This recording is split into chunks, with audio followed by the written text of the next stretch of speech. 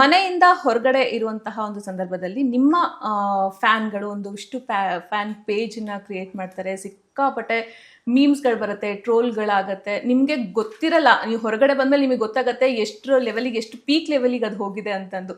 ನೀವೊಂದು ಸಾಂಗ್ ಹೇಳಿದ್ರು ಕೂಡ ಆ ಸಾಂಗ್ನ ಇಟ್ಕೊಂಡು ಅದೊಂದು ಟ್ರೋಲ್ ಆಗ್ತಾ ಇತ್ತು. ಸೊ ಯಾವುದೇ ಬಿಗ್ ಬಾಸ್ ಕಂಟೆಸ್ಟೆಂಟ್ಗೆ ಈ ಲೆವೆಲಲ್ಲಿ ಸೋಷಿಯಲ್ ಮೀಡಿಯಾದಲ್ಲಿ ಸಪೋರ್ಟ್ ಸಿಕ್ಕಿರಲಿಲ್ಲ. ಹೌದಾ? ಹೌದು, ಬಿಕಾಸ್ ನಾನು ನೋಡ್ತಾ ಇದ್ದಂಗೆ ನಾನು ಫಾಲೋ ಮಾಡ್ತಾ ಇದ್ದೆ. ಬಟ್ ಈ ಲೆವೆಲ್ ಅಲ್ಲಿ ಸೋಷಿಯಲ್ ಮೀಡಿಯಾದ ಪ್ರತಿಯೊಂದಕ್ಕೂ ಒಂದೊಂದು ಸಾಂಗಿಗೂ ಟ್ರೋಲ್ ಆಗೋದು, ತುಂಬಾನೇ ಲವ್ ಸಿಕ್ಕಿದೆ ನಿಮ್ಗೆ ಸೋಷಿಯಲ್ ಮೀಡಿಯಾದಿಂದ. ಸೊ ಅದ್ರ ಬಗ್ಗೆ ಹೇಳೋದಾದ್ರೆ, ಫ್ಯಾನ್ಸ್, ಅಭಿಮಾನಿಗಳೇ ನಮ್ಮನೆ ದೇವರು. ಅವರೇ ಇಲ್ಲಿವರೆಗೂ ಕರ್ಕೊಂಬಂದಿರೋದು ನಿಜವಾಗ್ಲು. ಸೊ ಅವ್ರಿಗೆ ಎಷ್ಟು ನಾನು ಥ್ಯಾಂಕ್ಸ್ ಹೇಳಿದ್ರು ಸಾಲದು. ಥ್ಯಾಂಕ್ಸ್ ಅನ್ನೋದು ಕೂಡ ಸಣ್ಣ ಪದ ಅವ್ರುಗಳಿಗೆ. ನಾನು ಒಳಗಡೆ ಏನು ಹೋರಾಡ್ತಿದ್ನೋ ಹೊರಗಡೆ ಅವ್ರು ನನಗೋಸ್ಕರ ಅಷ್ಟು ಹೋರಾಟ ಮಾಡಿದ್ದಾರೆ.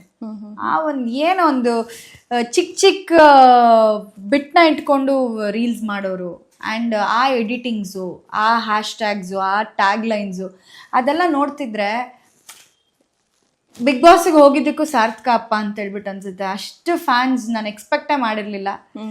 ಬಟ್ ತುಂಬಾ ಖುಷಿ ಇದೆ ಇದಕ್ಕೆ. ಎಲ್ಲೂ ಅವ್ರು ನನ್ನನ್ನು ಬಿಟ್ಕೊಟ್ಟಿಲ್ಲ.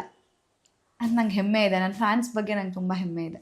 ಓಕೆ, ಇದಾಗಿತ್ತು ಮೋಕ್ಷಿತಾ ಅವರ ಮಾತು. ಹೋಪ್ಫುಲಿ ಈ ವಿಡಿಯೋ ನಿಮಗೆ ಇಷ್ಟವಾಗಿದೆ ಅಂತ ಅನ್ಕೊಳ್ತೀನಿ. ಇಷ್ಟವಾಗಿದೆ ಲೈಕ್ ಮಾಡಿ, ಕಮೆಂಟ್ ಮಾಡಿ, ಮತ್ತೆ ಶೇರ್ ಮಾಡಿ. ಹಾಗೆ ಇದೇ ರೀತಿಯಾದಂಥ ಇಂಟ್ರೆಸ್ಟಿಂಗ್ ವೀಡಿಯೋಸ್ಗಳಿಗಾಗಿ ವಿಶ್ವವಾಣಿ ಟಿವಿ ಸ್ಪೆಷಲ್ ಯೂಟ್ಯೂಬ್ ಚಾನಲ್ನ ಸಬ್ಸ್ಕ್ರೈಬ್ ಮಾಡಿ.